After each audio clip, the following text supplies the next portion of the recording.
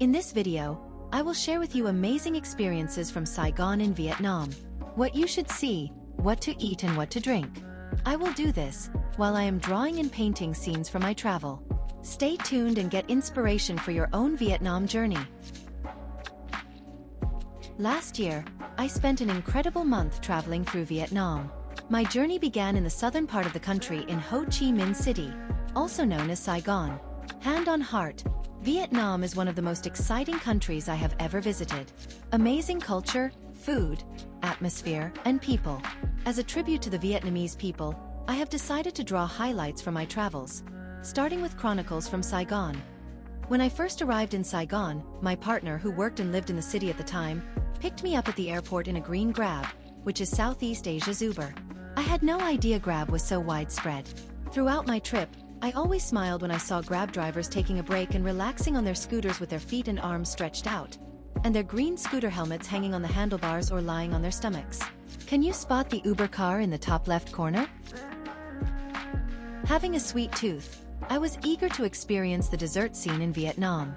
One of my first experiences was at an ice cream store called Michoue Ice Cream and Tea, which has locations all over Vietnam. It is easily recognizable with its mascot, a snowman. Can you identify the mascot in the top left corner of the drawing?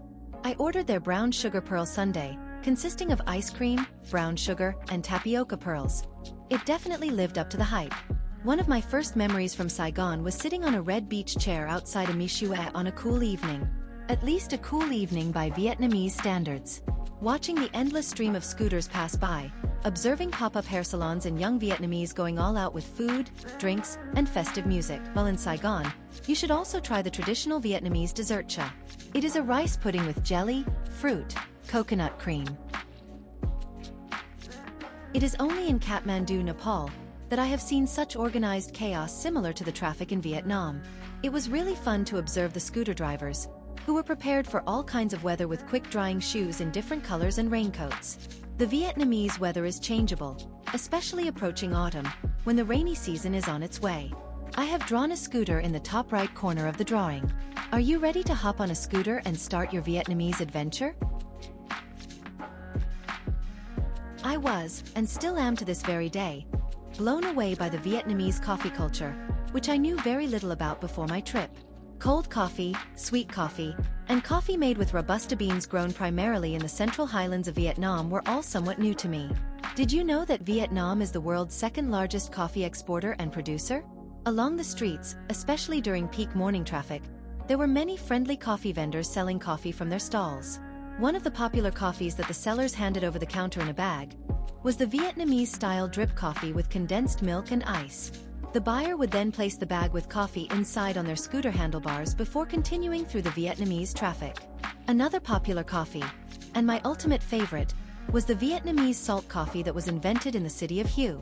It also consists of coffee and condensed milk, but to balance out the sweetness, there is added a salty cream on top.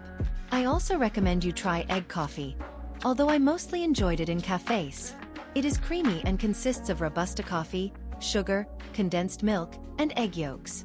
Can you spot where you can buy this? During my trip, I easily drank 2 to 3 different coffees a day, keeping a high caffeine level at all times. The coffees were especially refreshing in the hot weather. It is absolutely a must-try. When walking around in the evening, we often spotted the iconic landmark 81 building. With its height and glowing pink lights, it easily stood out. We went to Sky Touch, which is the terrace located 383 meters above the ground. A friendly guard put vests on us, which were securely fastened to the terrace, allowing us to take a walk around and enjoy the view of the city. Can you spot the building in my drawing? I am sure it will be more easy to recognize in just a moment, when I have colored it. I also enjoyed my visits to the areas of Chinatown and Little Tokyo. In Chinatown, I ate dinner at a dim sum restaurant, and the green, dark wooden, and beige leather-covered interior reminded me of a scene from a Hollywood movie. Being interested in anthropology, history, and cultural practices, it is always fun and insightful to watch the cultural manifestation of a diaspora. During our trip, we wanted to learn more about the history and culture of Vietnam. That is why we went to the War Remnants Museum, which was truly an eye-opener. It showcases both the First Indochina War as well as the Vietnam War.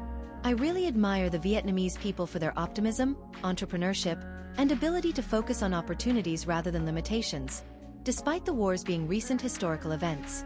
Although a relic from Vietnam's time as part of the oppressive French Indochina, the yellow Saigon Central Post Office still shines. I am drawing and painting a section of the post office today.